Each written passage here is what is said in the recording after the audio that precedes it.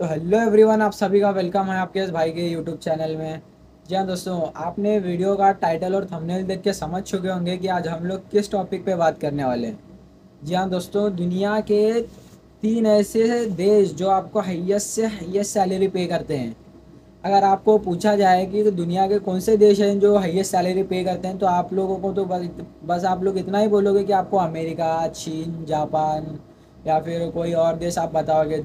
आज मैं जिन 3 देशों की बात करने वाला हूँ, वहाँ पे आपको वर्ल्ड की हाईएस्ट से हाईएस्ट सैलरी मिलेगी अगर आप वहाँ पे काम करने जा रहे हो तो सबसे पहले नंबर 1 पर आता है नॉर्वे। जी हाँ दोस्तों, नॉर्वे में आपको पर ईयर की 40 लाख से लेके 45 लाख तक आपको नॉर्वे में सैलरी मिलेगी। जी हाँ दोस्तों, 40 लाख से लेके 45 लाख तक पर ईयर की सैलरी। और जैसा माना जाता है नॉर्वे की, वैसे बाय द वे नॉर्वे एक ठंडा देश है, तो वहाँ पे ज़्यादातर फ्रूट्स हो गया, ड्राई फ्रूट्स हो गया, ये सब चीज़ों का इंपोर्ट और एक्सपोर्ट किया जाता है। तो नॉर्वे सैलरी के मुकाबले में तो आगे है, मगर टैक्सेस के मुकाबले में भी बहुत आगे है। वहाँ के टैक्सेस भी बहुत ज़्यादा है नॉर्वे के। नॉर्वे हो गया, मैं जिन 3 देशों की बात कर रहा हूँ वहाँ पे आपको टैक्सेस भी बहुत ज़्यादा भरने पड़ेंगे। तो जो जो लोग भी वहाँ पे काम करने के लिए जा रहे हैं, उनको टैक्सेस भरने के लिए कोई दिक्कत ही नहीं है, क्योंकि वहाँ की हाईएस्ट सैलरी, इतनी सैलरी है वहाँ की, आपको टैक्स भरने में कोई प्रॉब्लम या कोई दिक्कत आएगी नहीं कि भाई इतना टैक्स है, इतना टैक्स है। वहाँ पे कोई टैक्स चोरी करता ही नहीं है, क्योंकि उनको टैक्स से कोई प्रॉब्लम है ही नहीं। जी हाँ दोस्तों, वहाँ पे आपको 1 वीक में बस 30 आवर्स काम करना पड़ेगा। जी हाँ दोस्तों, आपको एक हफ्ते में बस 30 घंटा काम करना पड़ेगा, और आपको सैलरी मिलेगी 40 लाख से लेके 45 लाख तक पर ईयर।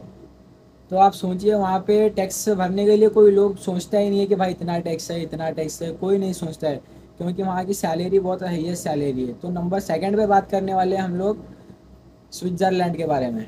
या दोस्तों, स्विट्ज़रलैंड में आपको पर ईयर की 60 लाख से लेके 65 लाख तक आपको सैलरी मिल सकती है।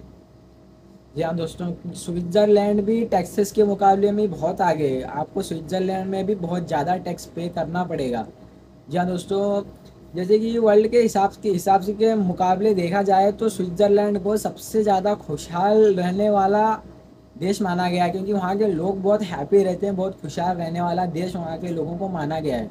जी हाँ दोस्तों, क्योंकि स्विट्ज़रलैंड की सैलरी 60 लाख से लेकर 65 लाख तक आपको पर ईयर की सैलरी मिलेगी स्विट्ज़रलैंड में।